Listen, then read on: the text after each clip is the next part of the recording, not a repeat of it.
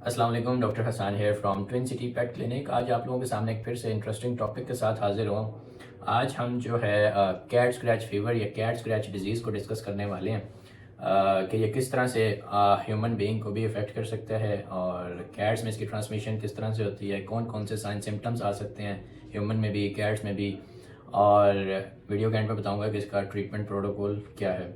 तो cat scratch fever, जिस तरह इसका नेम ही इंडिकेट कर रहा है कि कैट के स्क्रैचेस से इसकी ट्रांसमिशन होती है, और जो बैक्टीरिया बेसिकली इसमें इन्वॉल्व होता है दैट इज़ बार्टनेला हैंजली। यह बैक्टीरिया है जो जैसे ही कैट स्क्रैच करती है तो ह्यूमन बॉडी में ट्रांसमिट हो जाता है। वो किस तरह?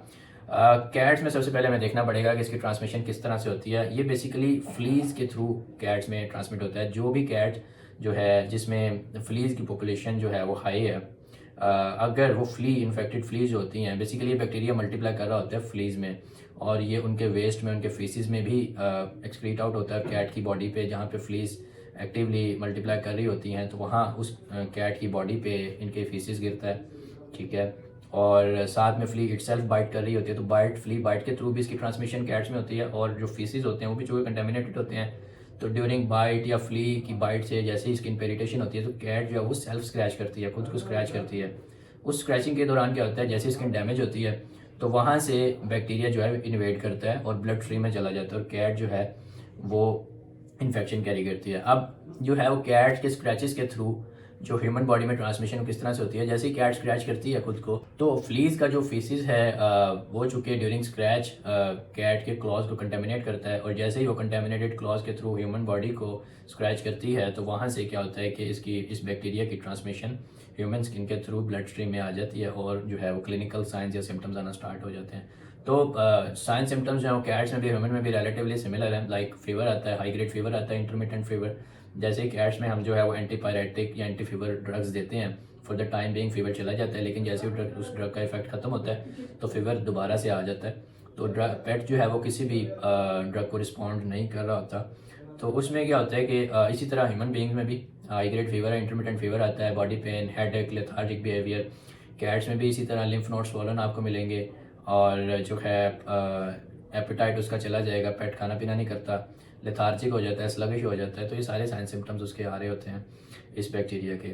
और ये ज़्यादा हिट करता है इम्यूनो कॉम्प्रोमाइज्ड कैट्स को। अगर कैट जो है उसका इम्यून सिस्टम स्ट्रॉन्ग है तो ये बैक्टीरिया अगर बॉडी में एंटर हो भी जाए तो ये छुप के बैठ जाता है। जैसे ही इम्यूनिटी वीक होती है तो ये अटैक करता है, मल्टीप्लाई करना स्टार्ट कर देता है। अदरवाइज जो जिसका इम्यून सिस्टम स्ट्रॉन्ग है, जिस कैट का, वो इसको बॉदर भी नहीं करती, और वो अपना हेल्दी लाइफस्टाइल जो है वो अपना जी रही होती है। लेकिन इम्यूनो कॉम्प्रोमाइज कैट्स में इसके साइंस बड़े सीवियर होते हैं।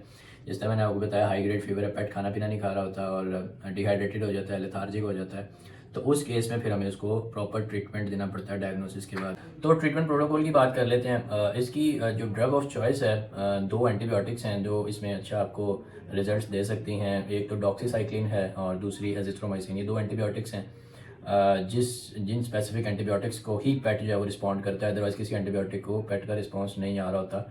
तो ये दो एंटीबायोटिक्स हैं, ह्यूमन साइड पे भी यूज़ होती हैं, कैट्स में भी यूज़ होती हैं। इसके अलावा फीवर के लिए एंटीपायरेटिक्स हैं, वो टोटली डिफरेंट है। ह्यूमन बॉडी में तो पैनाडोल, पैरासीटामोल या ब्रूफन वगैरह as an antipyretic drug use हो जाती हैं, लेकिन कैट्स में चूँकि ये ड्रग्स रिकमेंडेड नहीं है, इसीलिए जो है कैट्स के अपने एंटीपायरेटिक ड्रग्स जो हैं वो इनको जाती हैं। तो इस तरह से इसके साइन सिम्टम्स जो हैं वो चले जाते हैं कैट्स में भी और ह्यूमन में भी।